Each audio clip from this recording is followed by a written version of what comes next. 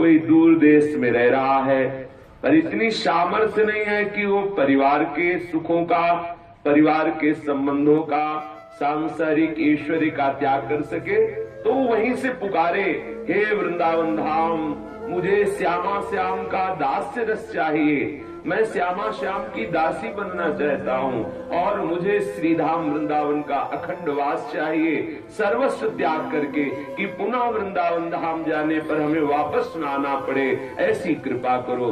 जो बार बार ऐसा पुकारता रहता है तो श्रीधाम वृंदावन की असीम कृपा होती है और उस जीव को खींच लेता है वृंदावन धाम। हाँ, ये जरूर है कि उसके खींचने का तरीका तुम्हारी सोच से अलग हो सकता है, तुम्हारी जो सोच है उससे अलग हो सकता है, क्योंकि वृंदावन धाम कैसे खींचेगा वो तुम्हारी सोच नहीं है। तुम जिस प्रकार से सोचे होगे शायद बिल्कुल उसके विपरीत हो। कोई दिल्ली के धनी मानी पुरुष थे, उन्होंने सत्संग में सुना कि वृंदावन के जो संतों को सुख पहुंचाता है, जो संतों की सेवा करता है, उसके ऊपर ठाकुर जी बहुत जल्दी रीझ जाते हैं। और जब ठाकुर जी रीझ जाते हैं तो उसे अपने निज समीप खींच लेते हैं, अर्थात अखंड श्रीधाम वृंदावन का वास दे देते हैं। बहुत धन था, कुछ विषय सामग्रियों में मन लगा हुआ था, बस एक बात सत्संग की उसके मन में बैठ गई कि वृंदावन के संतों की सेवा। संत तो सब भगवत स्वरूप है, पर सत्संग में शब्द कान में पड़ा कि वृंदावन के संतों की सेवा से बहुत शीघ्र ठाकुर जी रीझ जाते हैं और ठाकुर जी श्रीधाम वृंदावन का वास रीझ कर प्रदान कर देते हैं। धनी मानी था, मन में आ गई बात। अब जब वृंदावन आता तो संतों की पंगत करवाता। ऐसा मत समझो कि वृंदावन में जो भंडारे खाते घूमते हैं ये ऐसे ही संत हैं। कहाँ बैठे हैं? श्रीधाम वृंदावन में। कहाँ जा रहे हैं? प्रिया प्रीतम का प्रसाद पाने। यहाँ जहाँ भी भोग प्रसाद बट रहा होगा, पहले श्यामा श्याम को पवाया जाएगा और इस रज में बैठ के पाएंगे। इस रज में, परम प्रेम में, रज में बैठ के पा रहे हैं। प्रिया प्रीतम का भोग लग रहा है और प्रिया प्रीतम के आश्रित हैं, जो श्यामा श्याम के आश्रित हैं, श्यामा श्याम के महल में रह रहे हैं, श्यामा श्याम का उच्छिष्टामृत पा रहे हैं। ये कोई साधारण है? वृंदावन में साधारण जीव आता है? असीम कृपा प्यारी जीव की होती तब वृंदावन में आता है। ऐसा कभी मत मान लेना कि अरे सब भिखारी हैं जो इधर उधर भटकते रहते हैं, भजन भजन तो करते नहीं, भागते घूमते, इनका भजन हो गया है, इनका भजन पूरा हो गया है, तब इनको श्रीधाम वृंदावन मिला है। धाम ऐसे मिलता है, भजन की परिपक्व अवस्था का नाम धाम की प्राप्ति है। हो गई भजन, अब क्या करें? उस भजन का रसास्वादन करें। ये जो धामवासी है, यहाँ फिरे स्वार्थ अपने, भजन गए फिरे बाह, भजन पकड़े घूमता है यहाँ, बिना भजन के कोई रह नहीं सकता।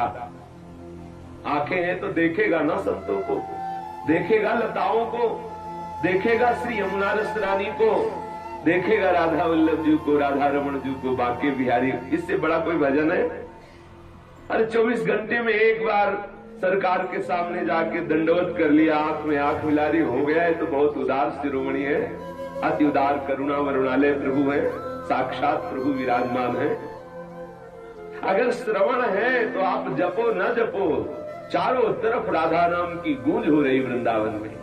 यहाँ का एक एक कण, यहाँ का एक एक पत्ता सब प्रियाजू के यश से परिपूर्ण है।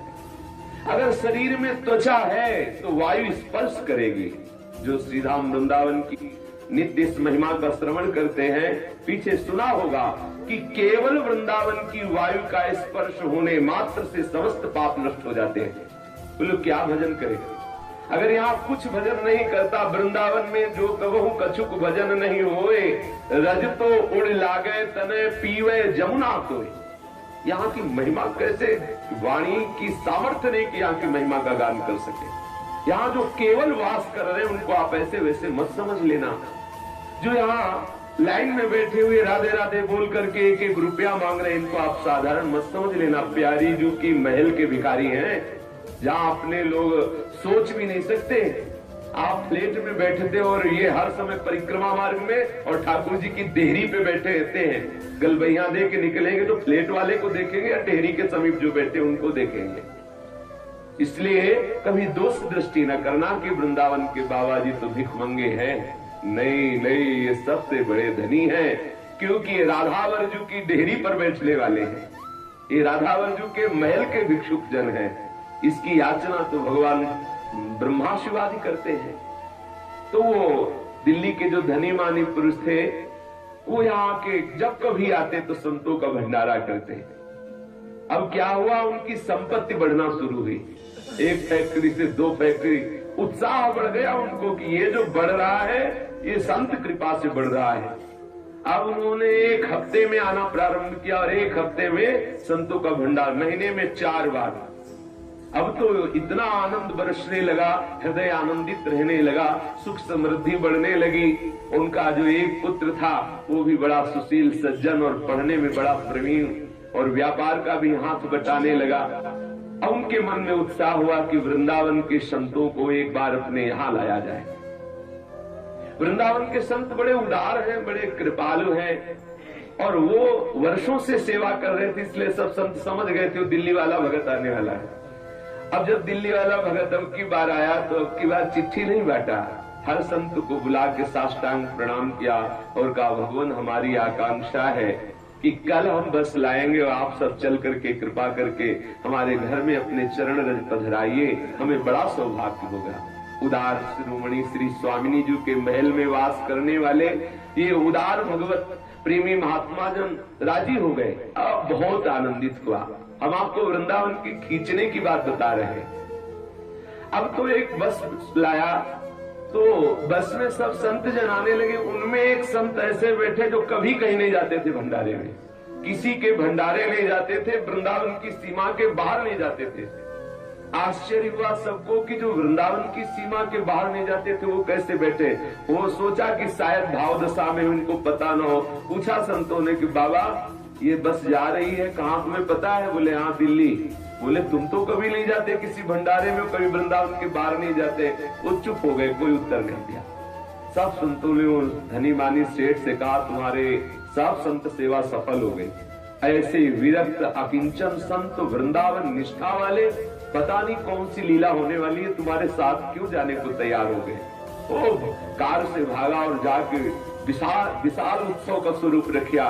खूब फूल मालाएं मंगाई, संतों के लिए सुंदर गद्दी, सुंदर सुंदर पुष्प डाल करके बिछाया। संत जन जब गए सबका चरणामृत लिया, बैठाला पवाया। जब पा चुके सबको प्रणाम कर रहे थे तो उन संत ने कहा तुम्हें वृंदावन ने बुलाया है। बस बोले हम तुम्हें बुलाने आए, तुम्हें वृंदावन ने बुलाया है। सब संतों को लगा कि ये बावरे हो गए क्या, वृंदावन तो जाते ही आता ही है। पर संतों की भाषा समझना बड़ी विचित्र बात है। उस सेठ जी को कोई खास बात नहीं लगी कि हर हफ्ते वृंदावन जाते हैं, कह रहे वृंदावन ने बुलाया है। अब वो संत गाड़ी में बैठे, कोई भेंट दक्षिणा नहीं ली, चले आए। दूसरे दिन लड़के का एक्सीडेंट हुआ, मर गया। हमें वृंदावन का बुलावा बता रहे कि वो अपने ढंग से बुलाएगा। दूसरे दिन लड़के का एक्सीडेंट हुआ, मर गया, बड़ा हाहाकार।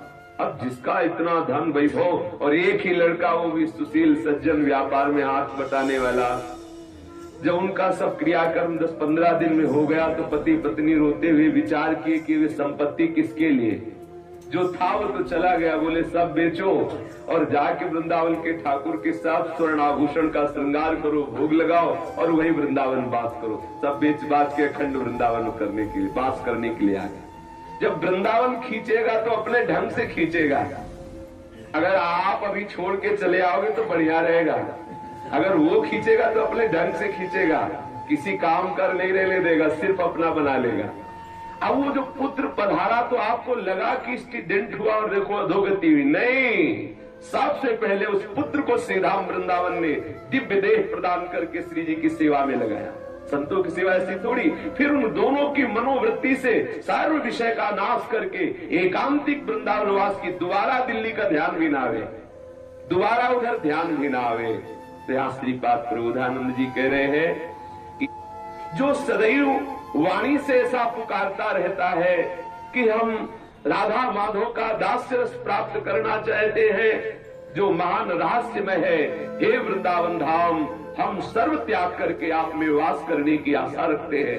यदि जो अपनी वाणी से ऐसा पुकारता रहता है तो वृंदावन धाम अद्भुत कृपा करके उसका सर्व त्याग करा देता है, क्योंकि वो सर्व त्याग करने में असमर्थ है। तो वृंदावन सर्व त्याग करा सकता है। दो बातें हैं वृंदावन के त्याग में, जो वृंदावन त्याग करवाता है उसमें दो बातें होती है, या तो आपके हृदय में विवेक पैदा करके वैराग्य करा देगा, या ऐसी स्थिति प्रकट कर देगा कि आपके पास विषय सामग्री ही नहीं रहेगी।